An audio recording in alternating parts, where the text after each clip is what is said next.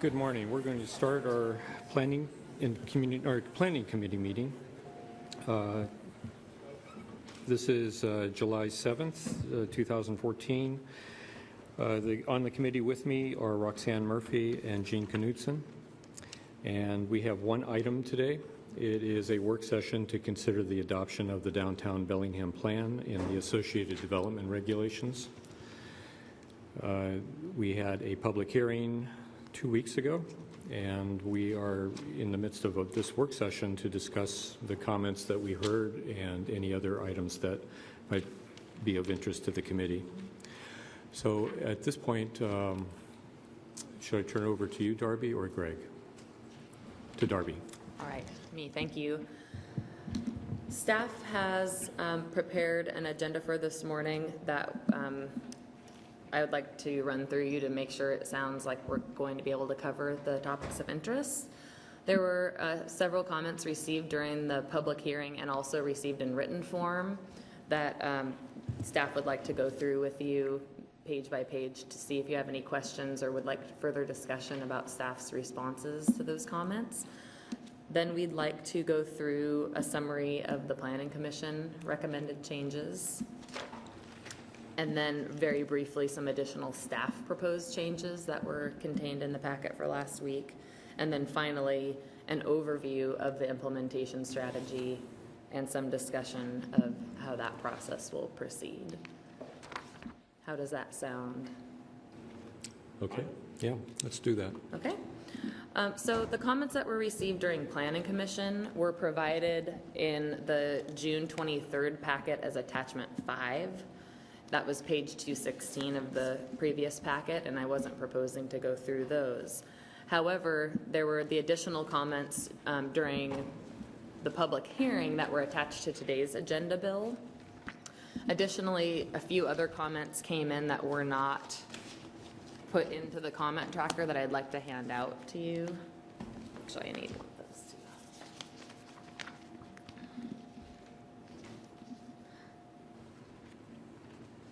Some of them were a reiteration of comments that were received during the public testimony, and some of them were additional comments that staff didn't receive in time for the packet. The most common issues of concern or the repeated comments were regarding the scope of the drive-through prohibition, the status of the property at 411 East Magnolia, whether it should be residential transition or commercial transition, and some general comments about parks, pocket parks, and community gardens. So what I'd like to do is start with today's packet and page 1 of the City Council written comment tracker, and just ask whether there's anything on that page that you would like to discuss in further detail, or if you have questions. The first 2 comments are and responses are regarding John McGrath, the owner of the property at 1430 North Garden, and then the Leonard Streets Neighborhood Association.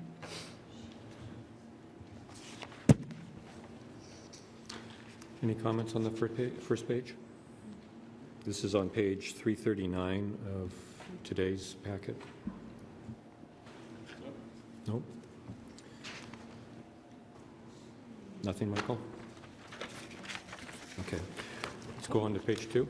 Page 2 is continuation of responses to the Leonard Streets Association, and then the beginning of responses to Alex McLean's comments. So the one of the ideas that Alex had brought forward was opening up the parkade top floor to some sort of open space.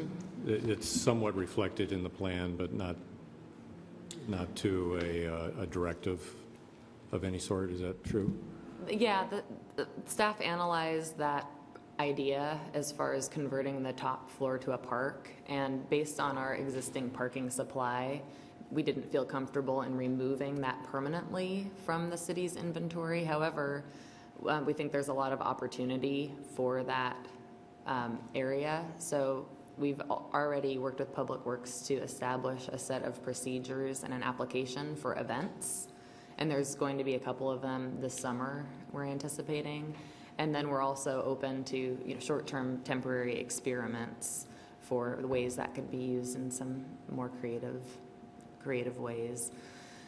In addition to not wanting to remove it permanently from the parking supply, we also had some concerns about whether or not it's an appropriate location for a park. There's not a lot of visibility there. And without having those eyes on it, there were some concerns with security as far as making that a 24/7 type unattended park. Okay, thank you. Any other comments on page 2? Move to Michael. There was a comment which raised concern about the SEPTED designs being antithetical to other aspects of the downtown plan. That is, buildings that show character, maybe have articulated fronts, a lot of variety. And not here, but in an email from the same person, they talked about a project downtown that had a absolutely flat front, and he was told that the flat front was sort of required by SEPTED, and yet our designs call for articulation. Can you comment to that? Is there, how much of a conflict is there between SEPTED prohibitions against alcoves, for example, and historic, character, which has alcoves? There is some level of conflict between those two programs.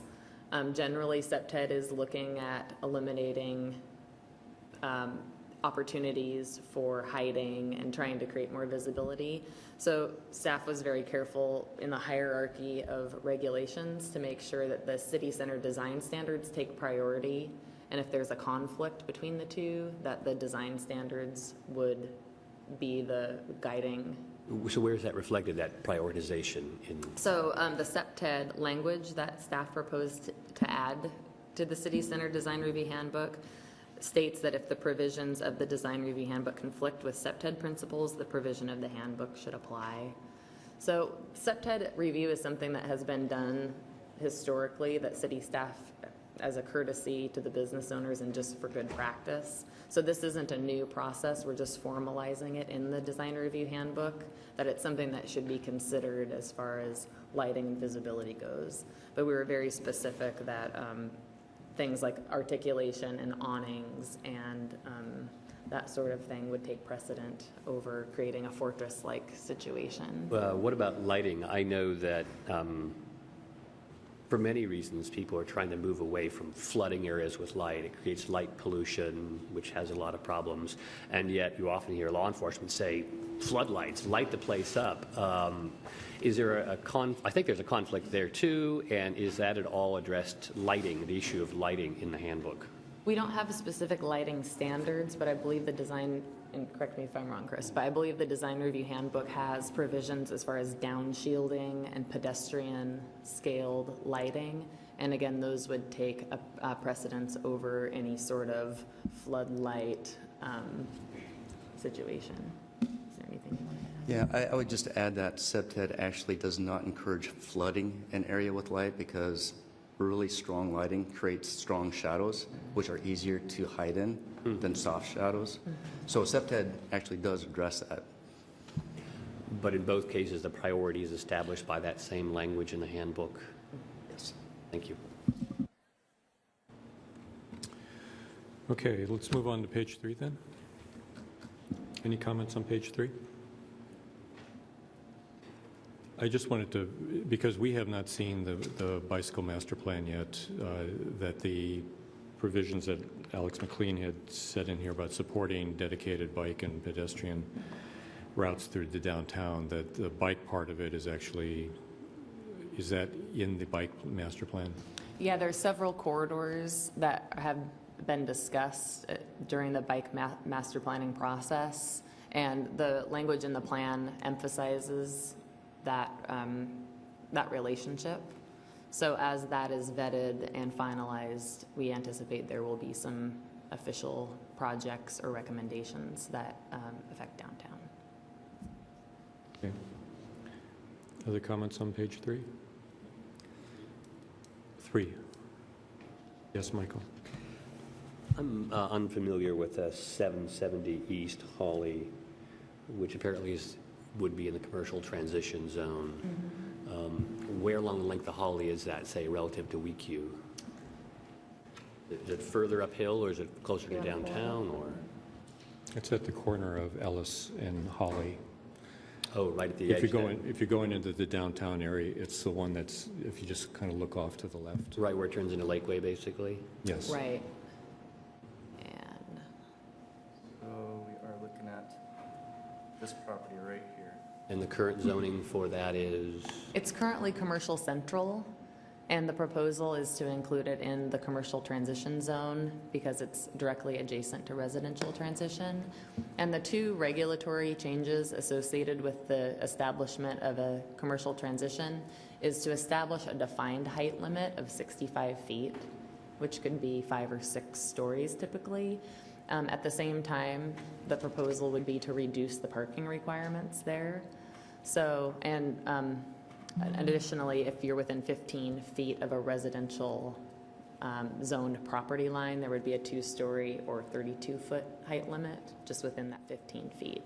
So, Is that a residential zone, or is that, I don't think it would be. yeah, It is. directly adjacent. It is It's a a residential multiple zone.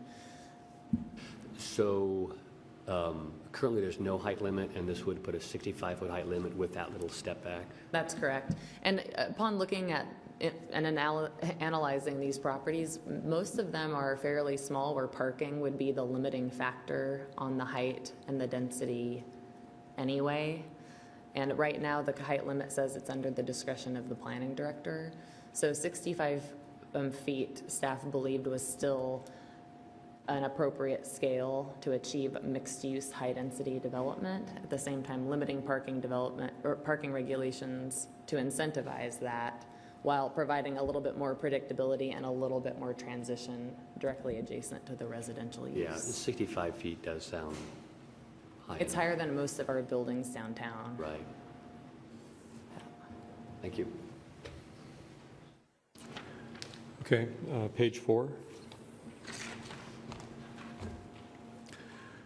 I guess maybe this might be the time to talk a little bit about the drive-through issue and what the thoughts are from the staff associated with the recommendations that you presented and that the Planning Commission adopted.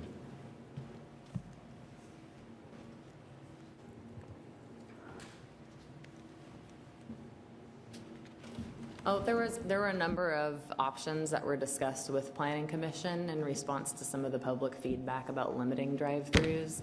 Staff's main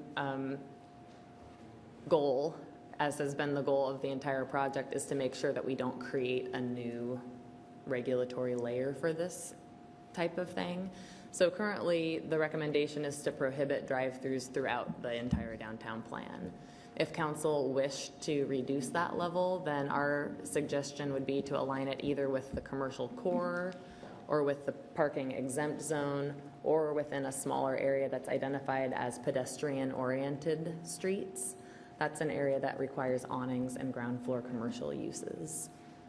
So that would be our main, in keeping with the spirit of the project of trying to eliminate regulatory boundaries, we'd recommend aligning it if you choose to reduce it. Any thoughts on that issue, or? Just a question. Yeah. Did you say the whole, prohibited the whole downtown core? Currently, the proposal would be to not allow drive-throughs in that entire boundary, including the commercial transition, residential transition zones, except for the industrial transition zone. I believe they would still be allowed in the industrial transition as they're allowed today. And did the Planning Commission, did they take a specific vote on that, or was it just kind of a head nod? There on was that? a motion and a vote on reducing it to the pedestrian-oriented street area that did not pass. So the recommendation that came through was to maintain the district-wide prohibition.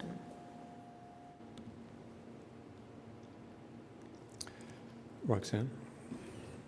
I could be totally off on this thought, but it just doesn't seem like there's a lot of property downtown that would have enough space for drive-throughs that's left. So is this a burning issue that we get permit requests for? Is that why this is coming forward?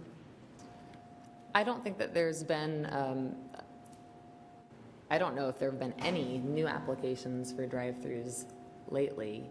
Do you want to talk a little bit about the current regulations for banks? Currently, and it's not shown on this map here, but roughly coincides with the commercial core that's in the highlighted. The highlighted area in stripes is what is the parking exempt area.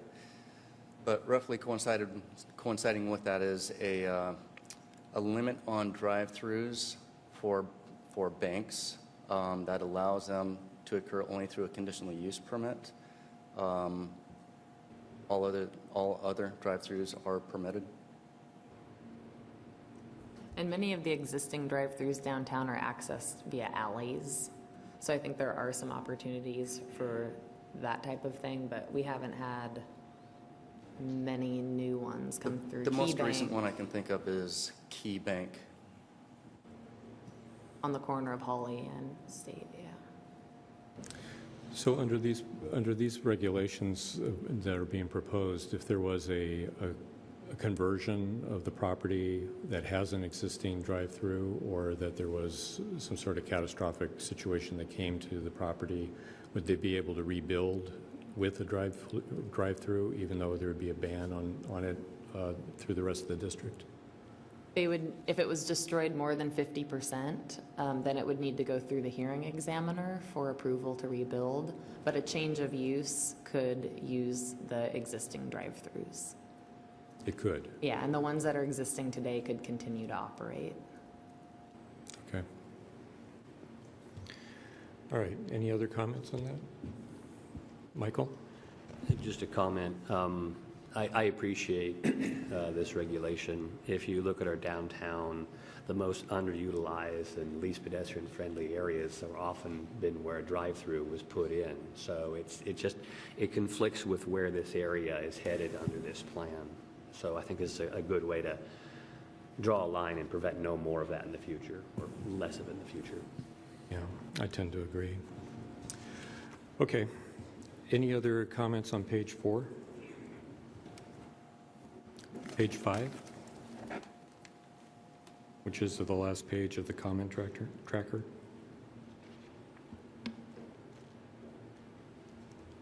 Michael? I never quite understood Mr. Geyer's request for just doubling of this one number for a party he's representing. I see Mr. Geyer in the audience, but maybe you can explain it in simpler terms for me.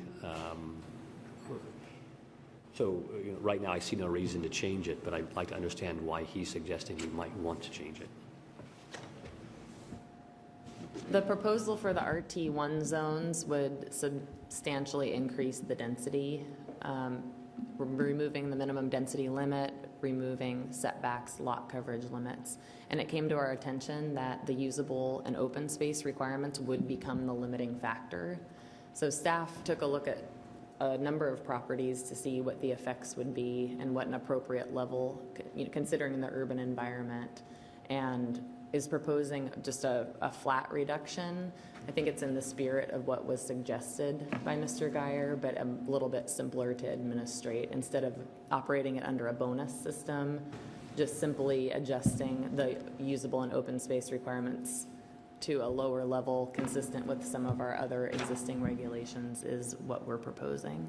So currently 25% open space requirement is what's on the books, and staff is proposing at 10%, which the existing code allows for a reduction under circumstances in a mixed use scenario. So we decided to propose 10% for that reason. And then for the usable space requirements, the proposal is to reduce it from 250 square feet per unit to 100 square feet per unit without employing any sort of bonus analysis provision, just simply to reduce. So it seems like Mr. Geyer's clients and the staff agree that these requirements should be relaxed. They just want to go a little further and add some more on top of it. Is that it? I think the staff proposal is actually more relaxed than what the public comment was requesting.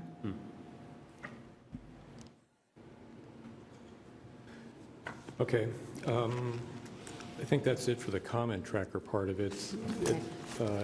And I believe that that took in all of the letters that we had received, except for, we were just given 2 additional ones. Yeah, I would like to quickly go over the comments that were just handed out to you. Okay. Those Oh, that's reflect right. the Yeah. remaining comments. That's page 6 and 7 that were independently handed out. The first one was from James Wilson, who testified and whose comments were reflected in the comment tracker we just went through.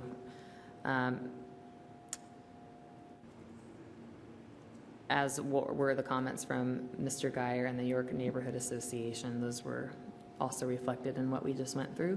2 new ones, one from Brad Howard, offering a suggestion for the city to get out of the parking business. And the second one was a strategy for addressing vacant spaces, which staff will be looking at through the implementation strategy. And then the last one on page 6 was from Mr. Bill Henshaw regarding the proposed CT zone. If you'd like me to go through any of those in further detail, I could. And then the last page that you were handed out was reiteration of comments from Mr. George Dyson, who also testified at the public hearing. So not a new comment there. So I was just given, I don't know if the rest of the committee and council have this, but I was just given 2 additional comments. One from, I think this was a follow-up letter from Mr. Templeton dated July 2nd, and another one from Mr. Van Worden and Mr. Cornwell from July 1st. I read John's letter, but I haven't read this other one that's more lengthy. Have you had a chance to go through that? I've not seen that.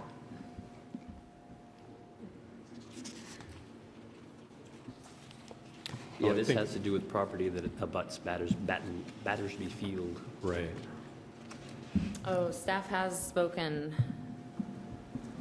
with these property owners, but we haven't had the opportunity to analyze their recommendations. Okay.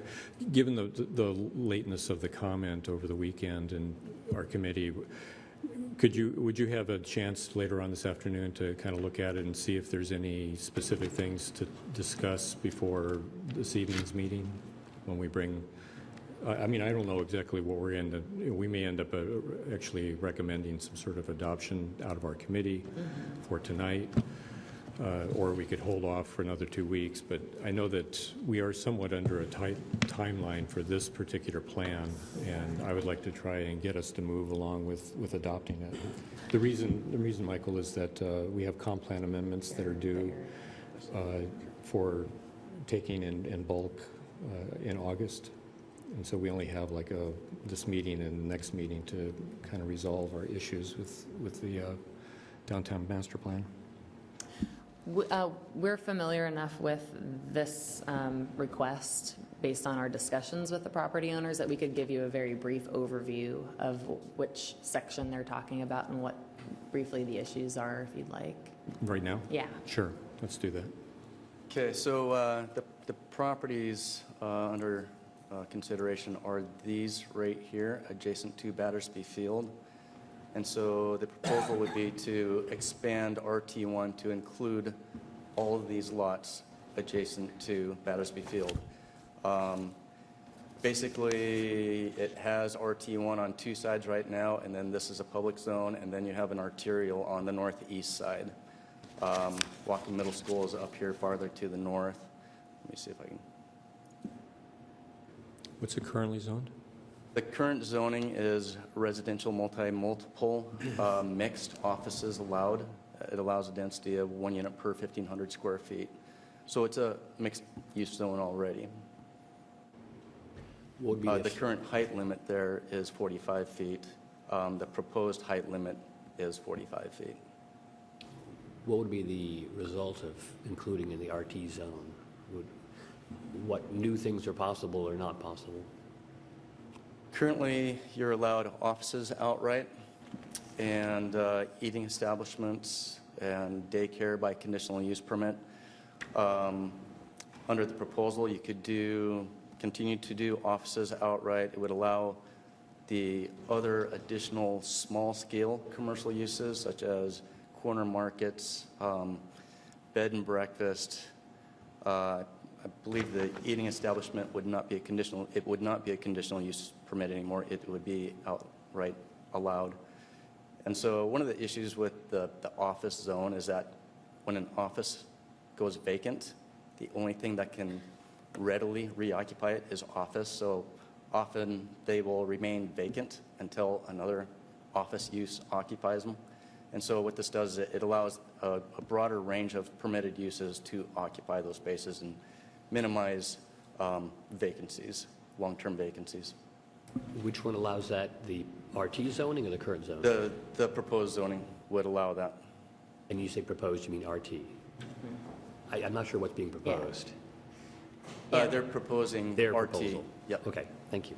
Additionally, the RT zones have a proposed reduction in the residential and commercial parking rates.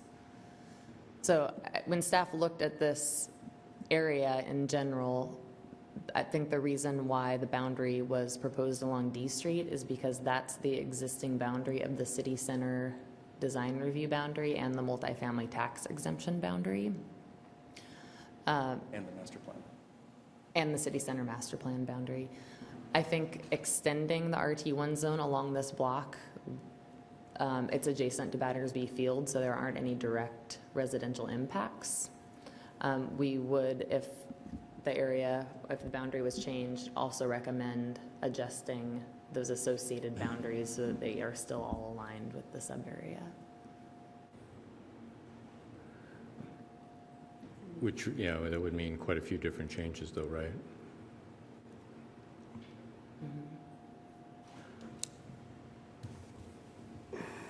Any preferences with that one?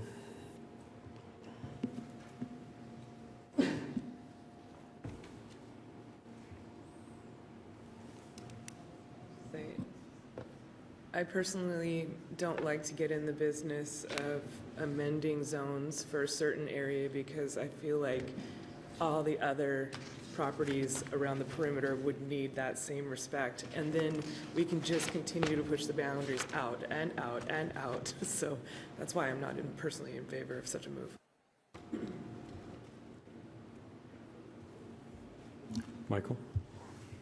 I understand your hesitancy, but this is the moment when we do redraw the boundaries. So, I mean, this can of worms is already open. So I personally am favorable towards the proposal of moving the line because transition zones are always some of the most contentious issues in any of the sub-area planning we have done.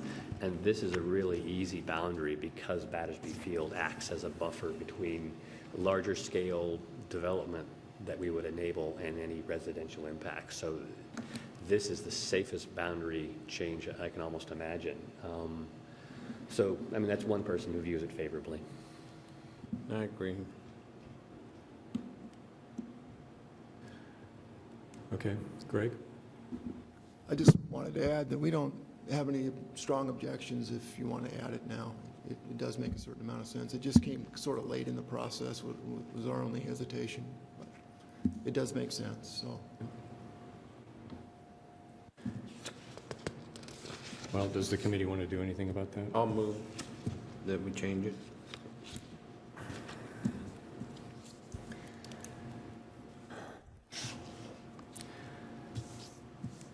All right, well, we have a motion on the floor. I'm trying to figure out what I want to do with it. You know, the thing is that it makes logistical sense, logical sense to make the change, but it also provides an administrative, you know, it's an administrative thing that would take up quite a bit of time to go and make all of those changes and to kind of scrub all of those other documents to make sure that that was covered. That's okay. We can do it if that's the way that council would like to go. All right, we have any other comment about this or discussion? Okay, the motion is to change the property adjacent to Battersea Fields to RT1 zone. All those in favor say aye. Aye. Aye. Opposed? Okay, that passes unanimously, and we will recommend that along with all the other things that we put into our motion later on. Okay. I just have one other question. Yes. I'd like to ask Ted. Mr. Howard's comments kind of hit home because years ago, when we talked about cuts and everything else, I did bring up the fact that the parkade is a big building, it costs a lot of money to take care of, and at that time, it didn't go anywhere. Has there been any talk now that it's paid off that we would ever consider selling the parkade? I know that's probably for another discussion, but since it's been in here. Ted Carlson, Public Works Department. I think it's certainly something that the city would always consider. We're always looking at the parkade and how to maximize the use of the parkade. And as you mentioned, we paid off the bonds a couple of years ago. And what will be coming before council, most likely as part of the budget process for 2015, is how do we want to move forward on some identified improvements to the parkade. But certainly, the mayor and I have discussed, future of the parkade. Do we continue to own and operate it? Do we look at other ways, which would include either leasing it out for private operation or selling the building altogether? I think all of those should be considered, and the city staff would be open to any of those discussions. Okay, thank you. Okay, anything else with public comment? Otherwise, we'll move on to the Planning Commission recommendations. Nope. Okay, let's do that then. Planning Commission summary of changes are page 189 of the previous packet. Mostly minor wordsmithing changes, some that were related to historic preservation as recommended by the Department of Architecture and Historic Preservation. Some recommendations to strengthen language regarding connections to the waterfront district. We discussed the open and usable space reductions, which were also recommended by Planning Commission. And then there was a substantial amount of discussion about the city center design standards. Amendments to that handbook were originally outside of the scope of the project. However, staff identified some minor changes and recommendations to consolidate and clean up some of the language. However, when it was presented to Planning Commission, they had quite a number of concerns about the existing city center design standards and recommended that this should be analyzed in more detail by staff as a separate project to be included on the implementation strategy, which is part of the proposal. Did you have any questions about any of their other recommendations? Well, on page 191, about a little bit more than halfway through on number 4, the design standards in the introduction chapters, the sentence right above where it says chapter 4, it says expand the area to include State Street. Is this just a recommendation to the design standards that would be looked at in the future, or is this language that would be appropriate for the documents that we're approving now? This would include the documents that we're approving now, and I can show you what I'm. Okay.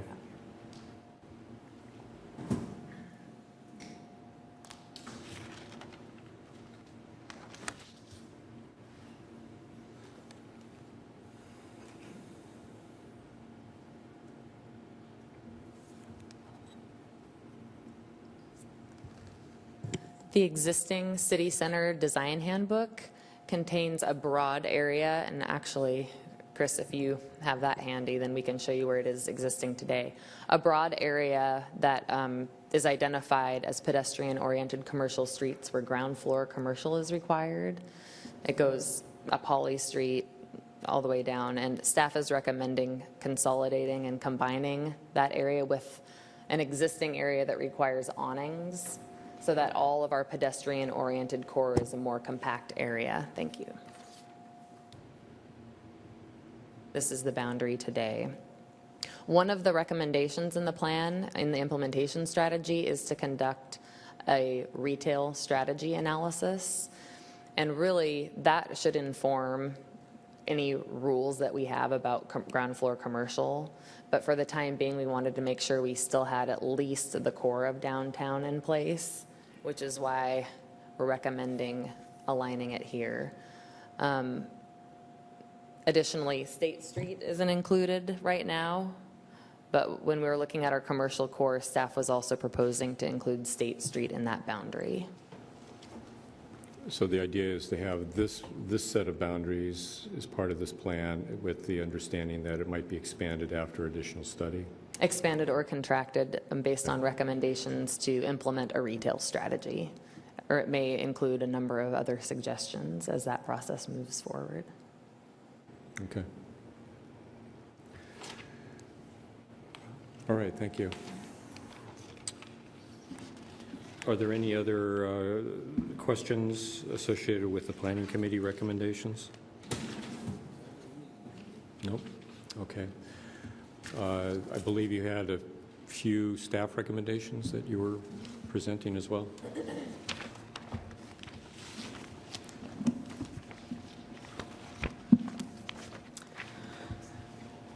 Yes, after Planning Commission, as staff was making changes and drafting, there were a few minor cleanups that are being recommended. These are on page 213 of the previous packet. There's a few new goals and policies that support the existing narrative. That was primarily just for consistency's sake of formatting and making sure that we had goals and policies to support each section. So you'll see a few regarding the multifamily tax exemption, the library, pedestrian facilities, and Railroad Avenue. It's extrapolated from the existing narrative, and I don't think there should be any surprises. There are also on the next page a few amendments to remove references to the industrial residential overlay.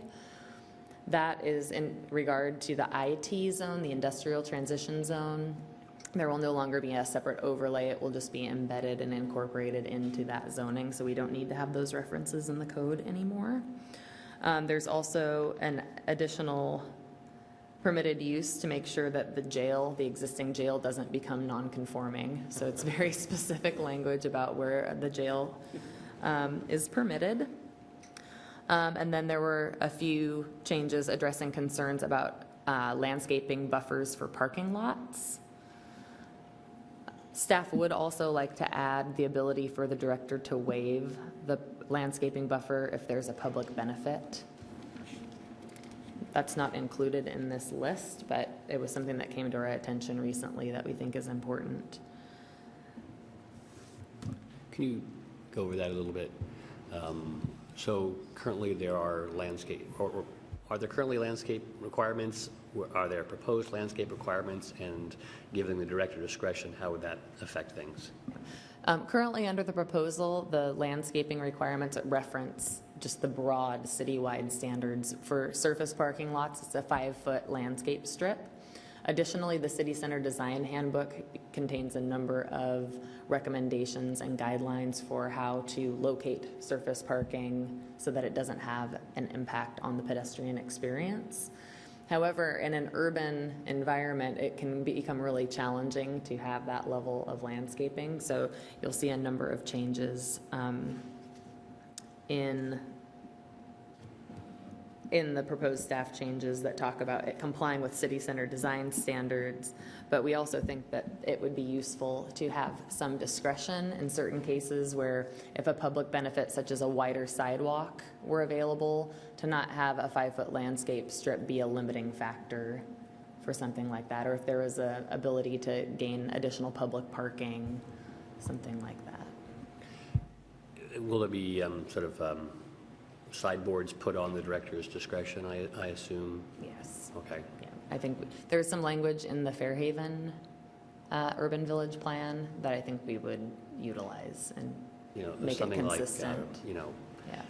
Like, it's kind of equal, like no net loss. I mean, the idea would be that the public benefit can't be reduced. It would just have to be met by some equivalent means or some equivalent degree of public benefit, language like that? Yes. Okay. And we would make sure to maintain the goal of minimizing the impact of surface parking facilities on the pedestrian experience and making sure that those design standards are still adhered to. So I had a question for you, Darby, associated with this table that you had presented in the staff recommendations. If we wanted to change that table in the future, it would be a type 6 process that we'd have to go through? Yeah, Is that the use table? the permitted uses. Yes, the permitted use Yes, table. that would be type 6. Okay, and that at a minimum would be what, probably like a 4-month process at a minimum?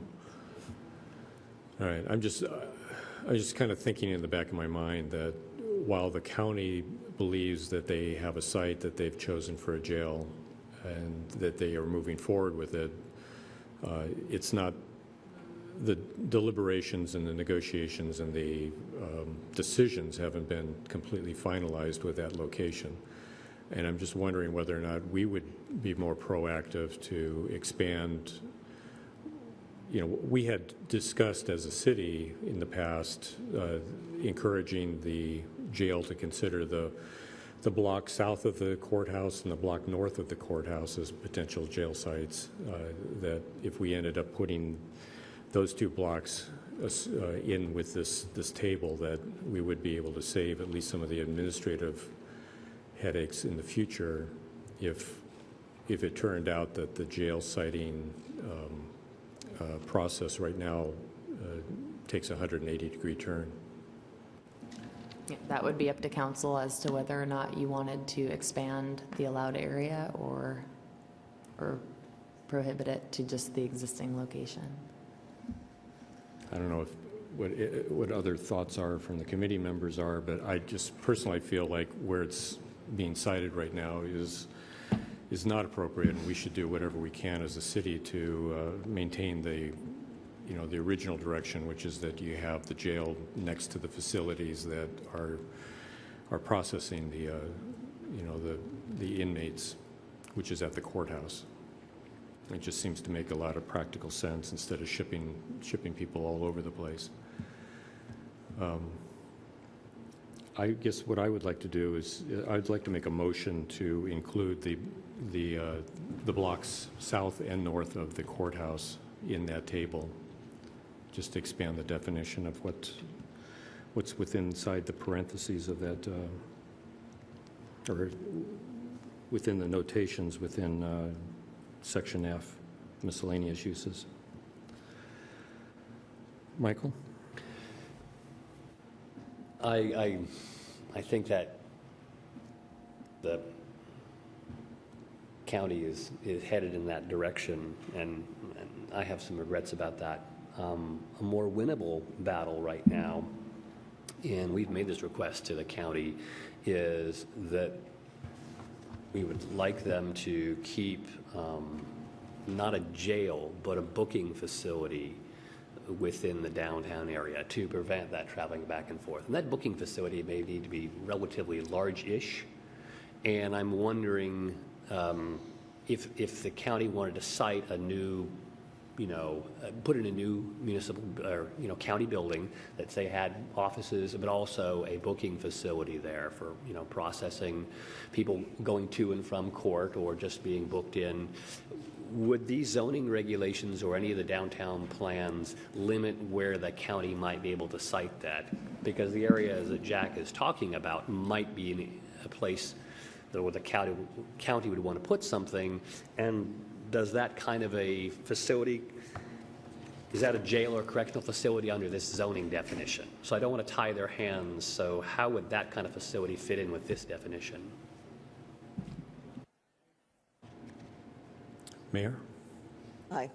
I just thought I'd address the booking facility because the chief brought that up immediately, and I've already talked to the county executive about the fact that for all the other concerns that people might have about the jail, the biggest practical concern for the city would be the trips back and forth outside the city to do the bookings.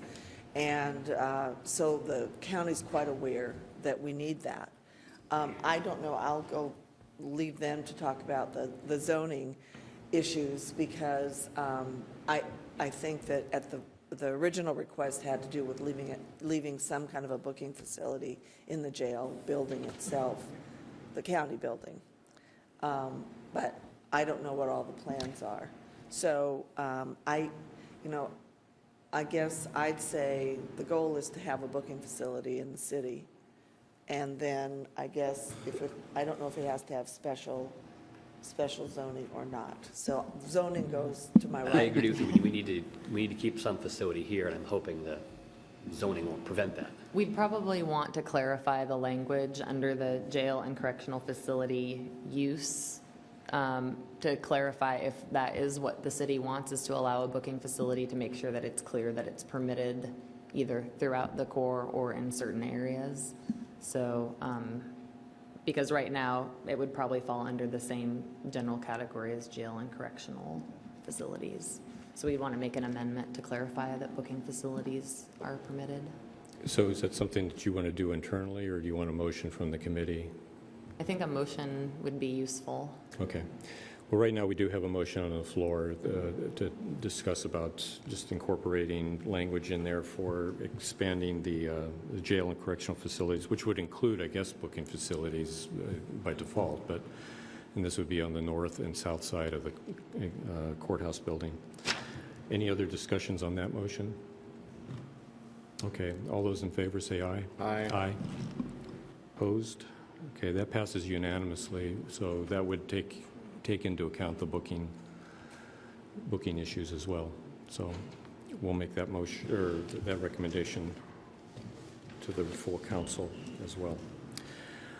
Okay, I'm wondering if it might also be useful if the committee is in agreement about allowing for director ability to waive that parking buffer, if it might be useful to also have a motion to formalize that change, since it's not included in the documents at this time. Shrewsbury.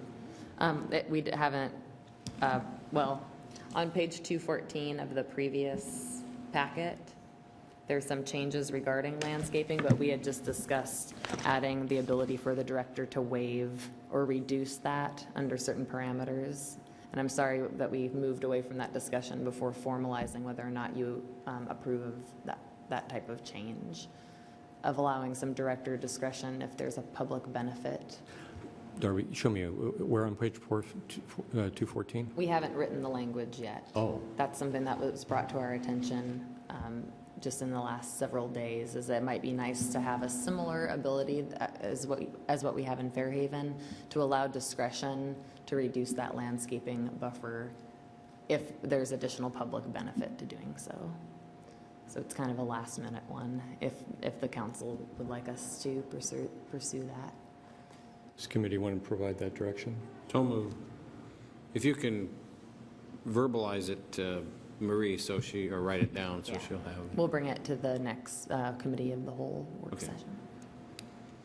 Okay, all those in favor of that motion to add the language to allow the planning director discretion to reduce the landscape buffer?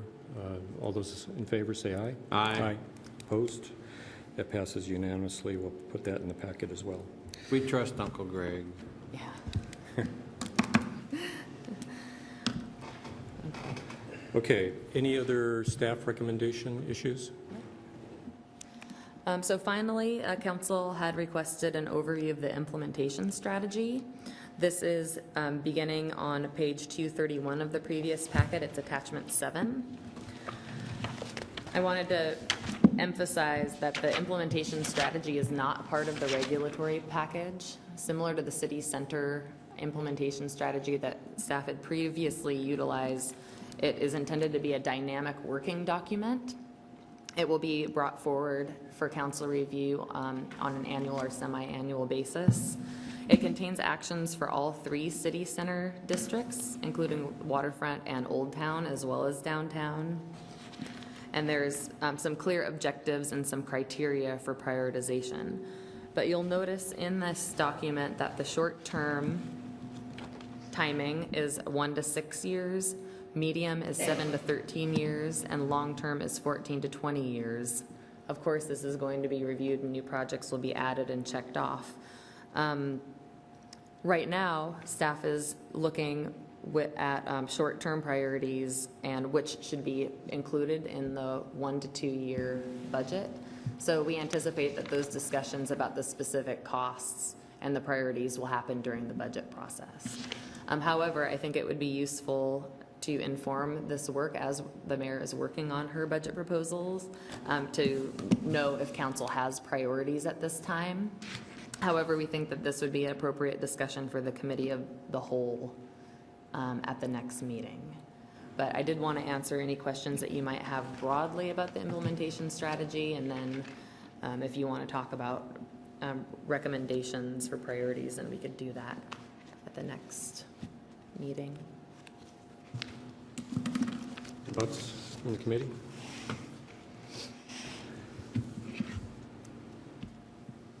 I feel like this is a very important document, obviously, and I know that this is being presented as a component, but not necessarily adoption with the stuff that we're doing. I am very interested in seeing how we work with the mayor and the rest of the staff to come up with the necessary budget to implement these items as soon as possible.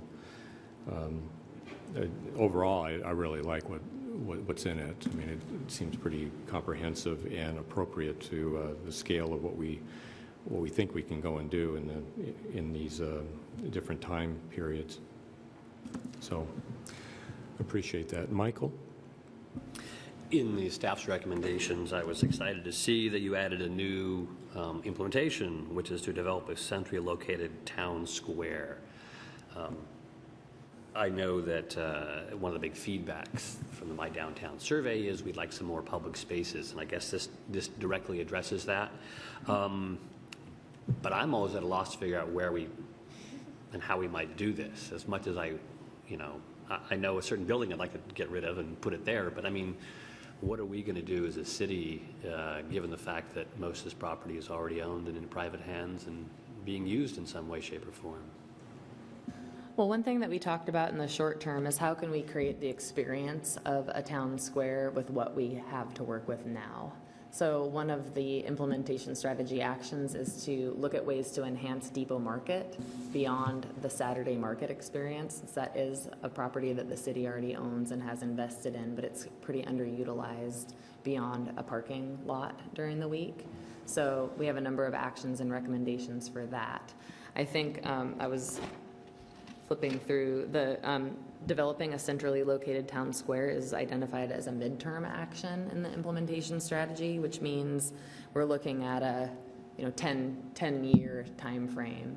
So obviously we'd have to have some pretty focused discussions as part of that prioritization of whether we think it's appropriate to pursue purchase of a property or if there's a partnership opportunity as development comes forward. There's a number of policies that relate to public-private partnerships to achieve a town square, so. Okay, so short term, we'll look at these smaller opportunities, and that'll be midterm to create something larger. Okay. I guess at this point, unless there's any other comments from the committee or council, nothing? I'm going to entertain a motion to approve or to recommend approval of the downtown master plan. Yes, Michael?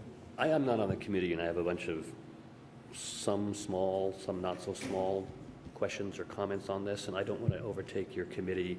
Just how do you recommend that be done? That's right before I was going to entertain the motion. I was asking if there was any other things that we should talk about. Right, but I'm not on the committee, so I'm not sure how you want to handle it. Well, I was offering it up to you too. So take a few minutes and let's see where it goes. Okay, let me look at my notes. Thank you.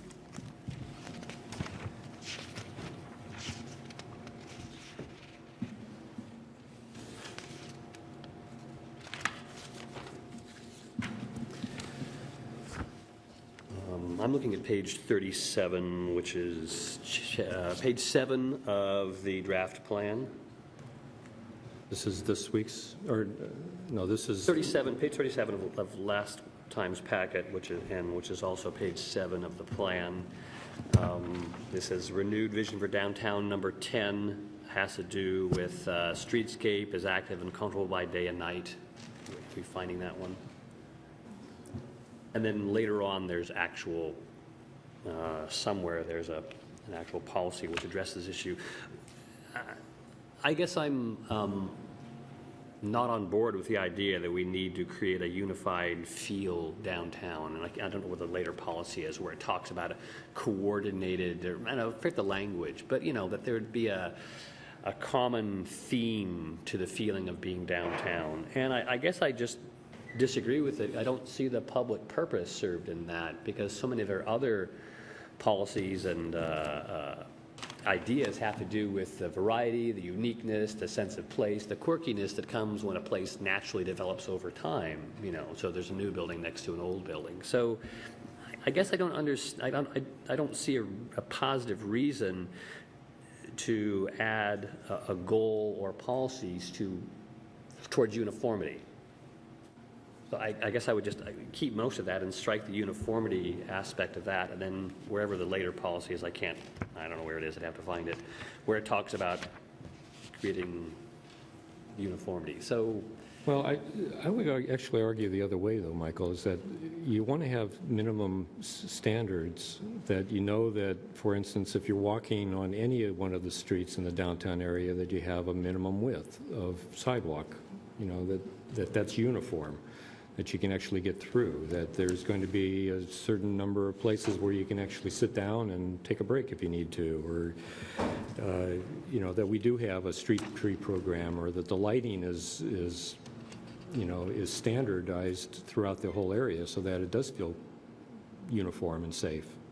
I don't quite understand where you're going with that. I don't think this has to do with the uniformity of the standards. This has to do with more an aesthetic uniformity. That's how I was reading it. Not a uniformity of standards, not sidewalks length or benches or, curbs or things like that. Yeah, to clarify, the idea is to create an aesthetic for the public areas of the district, which we already have in some respects with the banners, the garbage cans, the sidewalk width, that sort of thing. And the intent of that is to make sure people know when they've arrived to downtown. That was one thing that we heard during the first part of the public process is, do you know when you've entered downtown?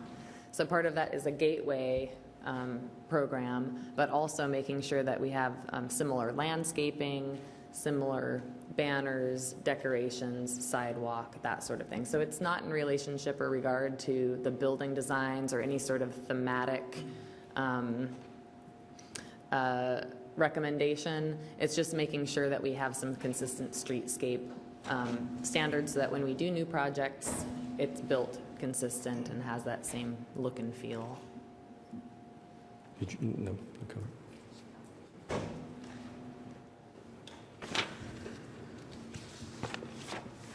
Michael?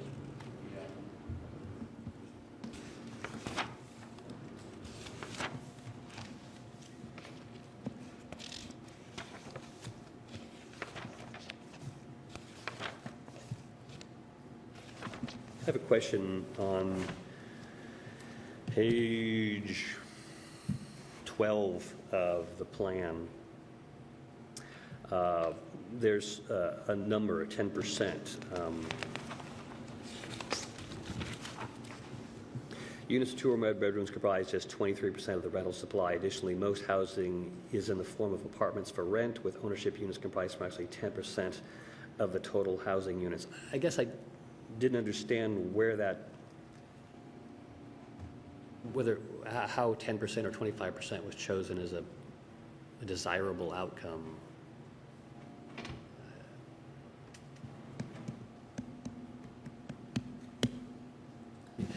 Where did we come up with 25 as an affordability fraction? I don't think it was the 25%. Where did we come up with that number? Yeah, is that typical or unusual? Or where did it come from? Well, that's just what the existing housing supply is, and it's based on units that are designated affordable, so they have actual income restrictions. It's units that have been constructed by the Bellingham Housing Authority or Catholic Housing Services. So we took the sub-area boundary, looked at the number of units, and then looked at how many are designated affordable, and that's where we came up with the 25%. Is there any policy language in here that addresses whether that number is too high or too low? Because I know some people have expressed concern that there's an overly large concentration. I personally think it has to do with not downtown wide, but maybe one block, where it's too concentrated. And we didn't get into whether that's the numbers game of if it's too high or too low, because I think depending on who you ask, it is too high or too low. What the policy language emphasizes is that the city should be supporting a wide range of housing types, not only in the size range of the units, but also the affordability of the units. So the intent of this chapter is to paint a picture of where we're at now and to maybe show some areas that are underserved, which, for instance, might be the larger units for families or higher end units. We have a limited number. But we didn't get into the detail of saying this is a certain percentage of affordable housing that we should have. One thing that we've talked about as the process has gone forward is that many other communities struggle to infuse their downtowns with affordable housing after the fact, once they've become very popular and the housing has exploded. So in discussions with people who do feel like that number is too high right now, in some ways we have the advantage of having it in place. So as the market continues to raise, we have a good stock of affordable housing. But the staff discussed this at length and felt like our role as a city was to make sure that we continue to encourage reinvestment and redevelopment of all kinds. I guess here's where I'm going with this. You make a very good point that adding affordable housing later is hard. And I think it is a good thing that we have as much affordable housing downtown as we currently have. Nonetheless, it seems like there is room for adding a policy that has to do with the fact that we would like to discourage over-concentration of that kind of housing in one area. I mean, that would be bad urban design if this block or this part of the downtown became that part of downtown. That there's a policy goal that we believe in distributed affordable housing, and the same thing would apply downtown. I mean, how do you add language that says we don't want to put all the affordable housing here? You know what I'm saying? One policy recommendation that is in the staff recommended changes is that we add specific language that talks about keeping the multifamily tax exemption available to all units. Some communities have allowed that tool to just be for affordable housing, and we wanted to make sure that it was very clear that we want to keep that tool available for a wide range. Additionally, just in practice, the city has adjusted the method for scoring some of the housing grants to incentivize development in other urban villages. So there is a practice in place to look at that. However, when we did the analysis of affordable housing, downtown does not have the highest concentration. It's actually Cordata, and there's other neighborhoods that are pretty close. So that's where we've landed. Going back to the tax exemption, I thought the way we instituted it is that you get a longer tax exemption if you build affordable housing. So it's market rate multifamily housing downtown, you get an 8-year tax break. If you build affordable, some percentage, some amount, then you get a 12-year tax break. That's so correct. We already have that in place, right? We do, and we'd recommend continuing that availability for non-affordable units. Roxanne? I'd just like to suggest that we can review this as we go. I mean, if we're finding that we're getting so much affordable housing and it's tipping too much in one side of the scale, there are options that we can examine to induce that in other areas, for example. So I just want to carefully watch that with you, Michael.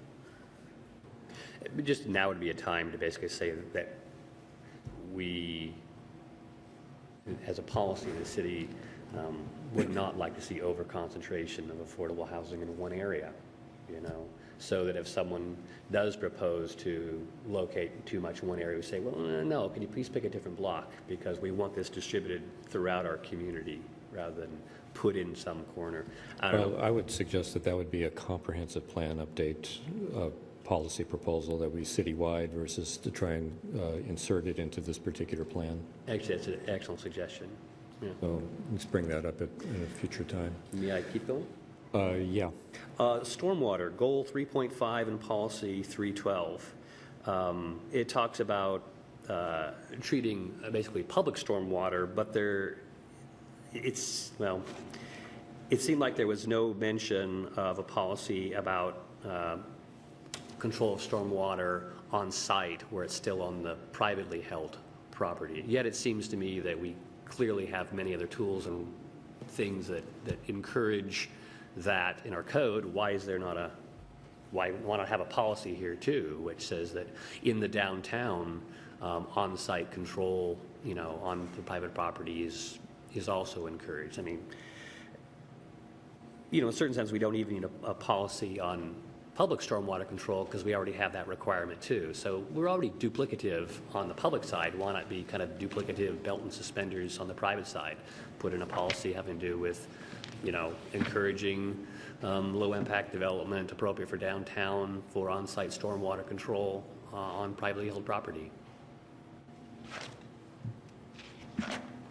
Yeah, I think the overall goal is intended to address both public and private projects, but we could certainly amend the policy language. I think the focus was just on what the city can do, but if we wanted to have a broader community goal, then we could amend that language. So how would you do this if not on the committee? Because I would. Right, but he's Bring it up tonight. Bring it up tonight with why don't you write down something about what you would like to propose, so that'd be easier for all of us to understand what proposed changes you want to make. Thank you.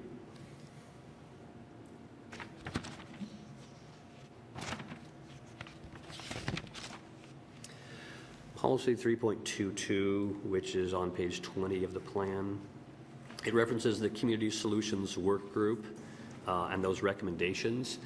Can we add some kind of a pointer as to where we would find those? So it references the solutions, but it'd be nice if the document could then tell us where to find them to follow up.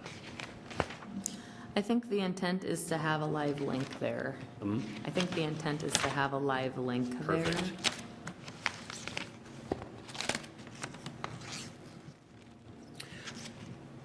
I don't know if policy 410 has been amended. Policy 410 is on page 25. It says maintain the existing streetscape. That seems a little bit too vague, too underspecified. Can we just add some more detail about, in terms of the sidewalks and the front yard setbacks, what aspect of the streetscape do we even care about in the RT zones? Because, one day in the future, no one will know what we meant unless we say it. So is there any problem with just specifying streetscape? That would be fine from our perspective, to add a little bit more detail about what we're referring to. Do you feel comfortable doing that? Yeah. Thank you.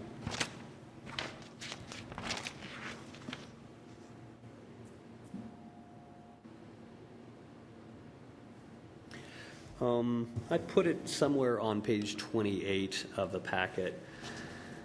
This is the section on downtown activities and tourism. This is a particular set of goals having to do with arts and theaters and music.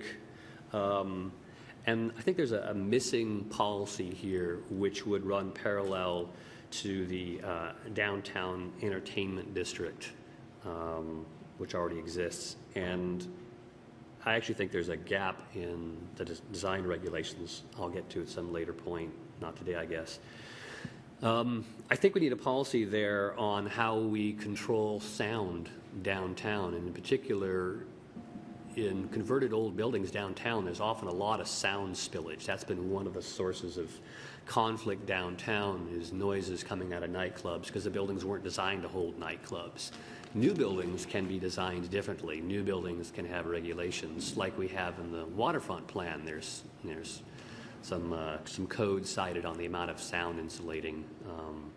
It seems to me that a policy that could be added here is something about, creating or implementing development regulations that allow for loud entertainment establishments downtown in a way that don't conflict with the other uses of downtown. If we want our arts and entertainment downtown, let's encourage buildings to be designed to hold them well and to contain their effects so they don't spill over, so they can be a good neighbor downtown. So I would like to add some kind of a policy that has to do with building design, which allows these kind of entertainment establishments in a way which doesn't conflict with the other uses.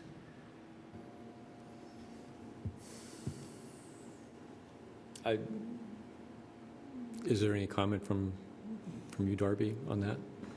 Well, in discussions with the building official, there are some recommendations that can be made on a policy level to construct buildings with a little bit more separation. I think staff, we included policy 5.1 that talks about the fact that there's needs for residents and late-night venues as outlined in the entertainment district ordinance.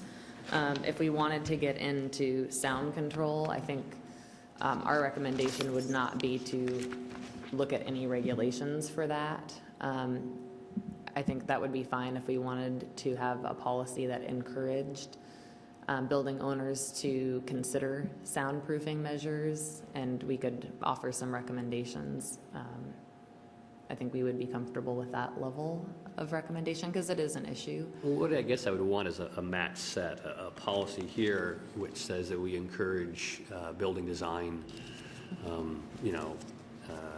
which controls any possible off-site, negative impacts of sound leakage from buildings where entertainment is held. And then somewhere over in the design guidelines or the regulations, you'd have an accompanying thing which mentioned what those techniques would be, greater separation, vestibules to cut off the sound, things More like that. of like a best practices guidance. Best practice, right. But you need to put a policy here that says we want entertainment, but let's do good design so there's no negative effects. That's the policy. Mm-hmm. And then over in some other place, you actually mention what those best practices are. I think we could do that. Do you need direction on that, or? I think it would be good to get direction if Okay. the council would like us to go that route. I would support it, Michael, but I think you need to flesh it out a little bit more. So would you also write another motion up for tonight? So that, Only if Darby helps me write it, Okay. please.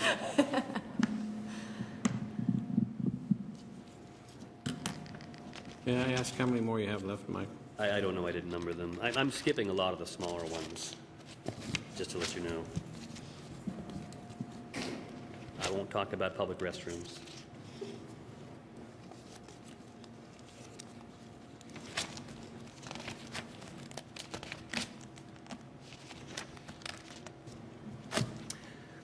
Yeah, there it is. I found the policy 7.9.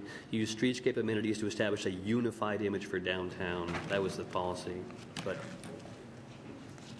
I don't know. Just unified sounds too monotonous.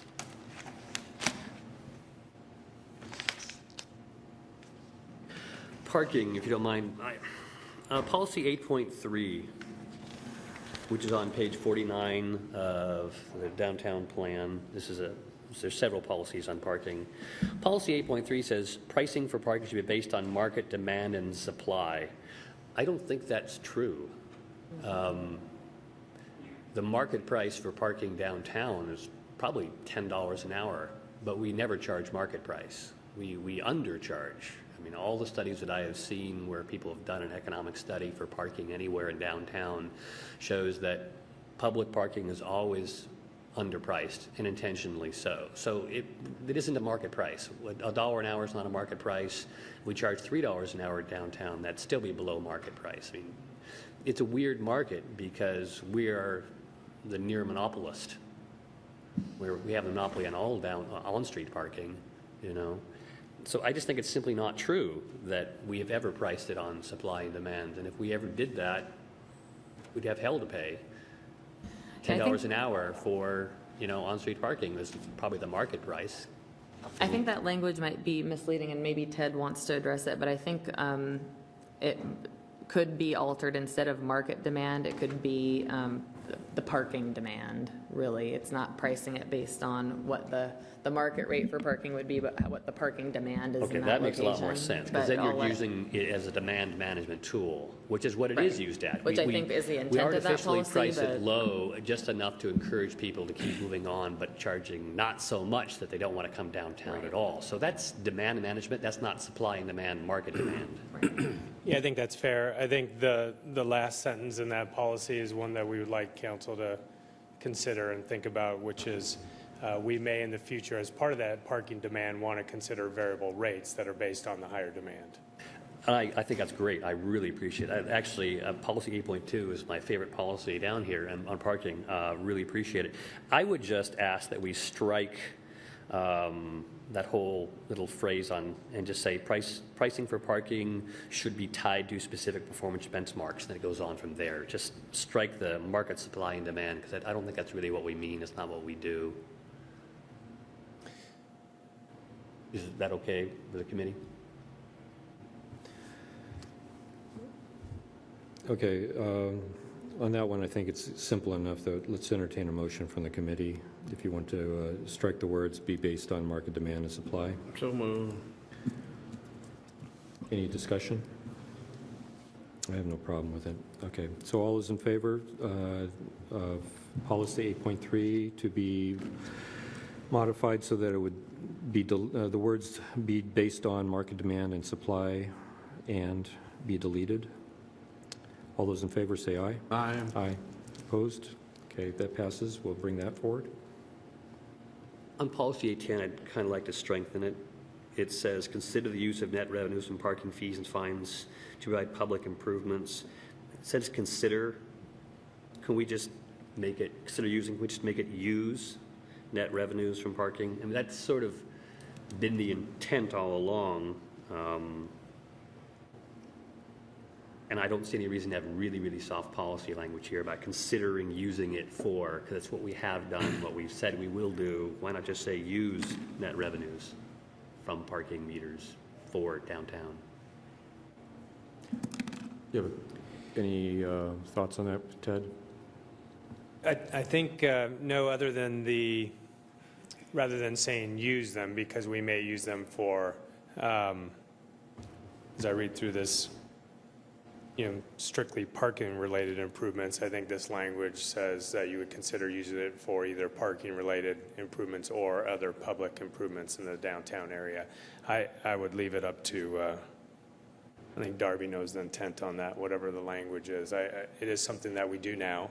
We use net parking revenue for things like funding downtown business partnership for public improvements in the downtown parking area. So it is current practice.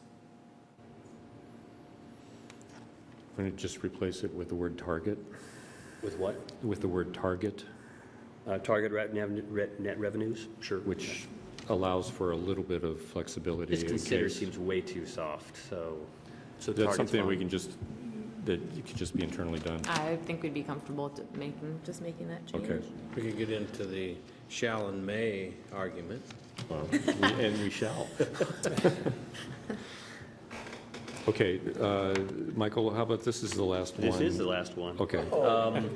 And actually, it's not even a change. The very last policy, 817, evaluate opportunities for public-private partnerships. Is there an implementation strategy, or is there, in the implementation document, is there any mention of that, about what that might be, or how it might happen, or who might do the investigating? The way it reads, it's on page 244 of the old packet, item D43 in the implementation strategy, and the timing is ongoing as opportunities arise and funding is available. It says parking inventory studies indicate no need for additional parking capacity within the 20-year planning horizon. However, the city welcomes the opportunity to participate in providing public parking as part of a larger redevelopment project. Examples of opportunities include a new public library or a new private office tower. In 2014, the city will research partnership options to determine what structures are possible. That's good. I like that. I guess I almost want to have that ask administration if they might at some point, how soon, come forward with results of that. I've been saying for quite a while that the city needed to get our own ducks in a row as to what kind of partnerships and what kind of mechanisms we had at our availability. In other words, go first by saying, here's the range of things we're willing to do, and here's the tools at our disposal, and then it becomes an open invitation to the private side of the public-private partnership.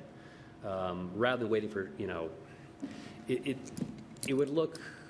could look really bad in the public's eye if a private developer comes in and asks for some give from the city, and then we give it, and it looks like a one-off deal that's in favor of that one developer. It would just look bad. Whereas if we had developed parameters ahead of time and said, here's what we're willing to do as a public entity, and here's what we need back in terms of public benefit, then when a private developer comes forward, it's not a one-off sweetheart deal, it's an implementation of our policies. So I think that is definitely a city council type discussion that will be needed. And I'm wondering when or if the administration might be ready to come forward after that work is done.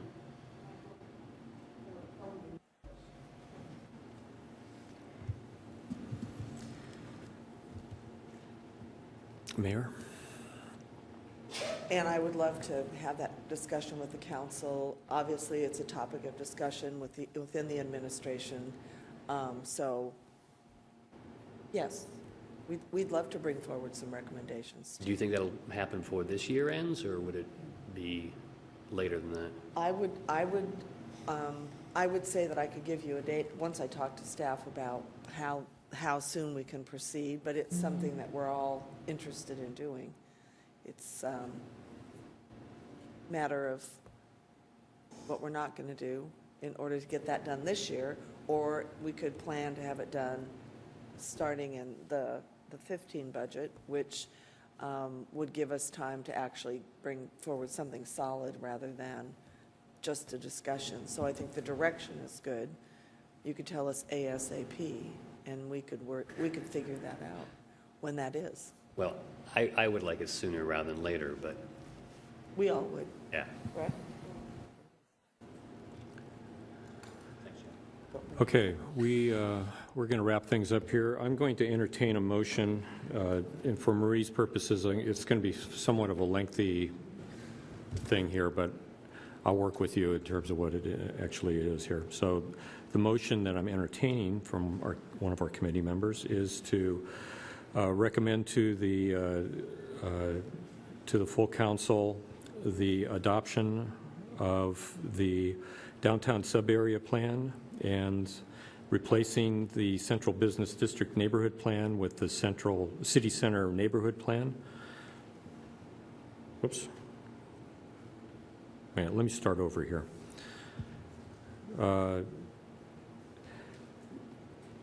To recommend to the council the establishment of a downtown sub-area plan and to replace the Central Business District Neighborhood Plan with the City Center Neighborhood Plan, to include the Land Use Development Code, and to amend the Leonard Street, Seaholm, Sunnyland, and York neighborhood plans and zoning tables to reflect this new overlay with the amendments provided by the Planning Commission, by the staff, and by our committee earlier today, which has to do with increasing the RT zone on D Street between Ellsworth and Girard Street, to increase the notation about permitted jail and corrective facility uses to be on the south and north blocks of the courthouse, to allow for planning director approval of reducing landscape buffer areas,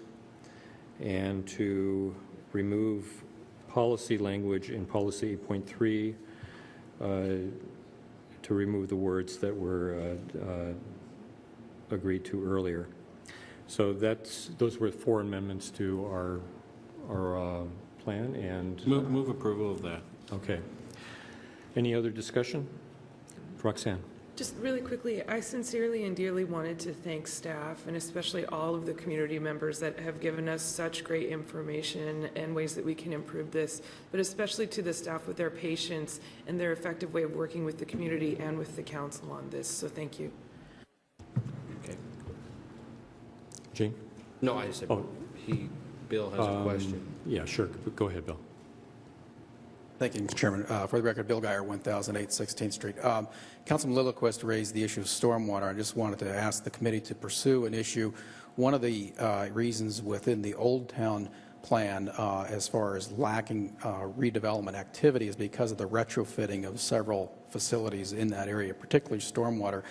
I believe the director may be, Ted may be aware, and certainly the stormwater group is aware, within the city's obligations to achieve the phase 2 and then further on NPDS stormwater, accommodations, that there is a provision for the urbanized areas, predominantly when you have 90 to 95% impervious surfaces, that there is a ability for regional stormwater management, and I believe it's being used in downtown Seattle. So I didn't see anything in this specific plan that attends to that, but that is a policy consideration that I encourage the committee and then ultimately council to give direction to pursue some mechanism for stormwater management, because otherwise if it's done on a case-by-case basis, it actually works directly against the redevelopment of individual sites downtown. So I would hope that there's some policy consideration in this document that leads towards that. That's my comment. Okay. Clear enough? Okay, thanks. Thank you. All right, any other discussion points on this motion? All those in favor say aye. Aye. Opposed? Thank you, staff. That was really well done plan, and look forward to having at least our first and second approved this evening. So with that, meeting adjourned.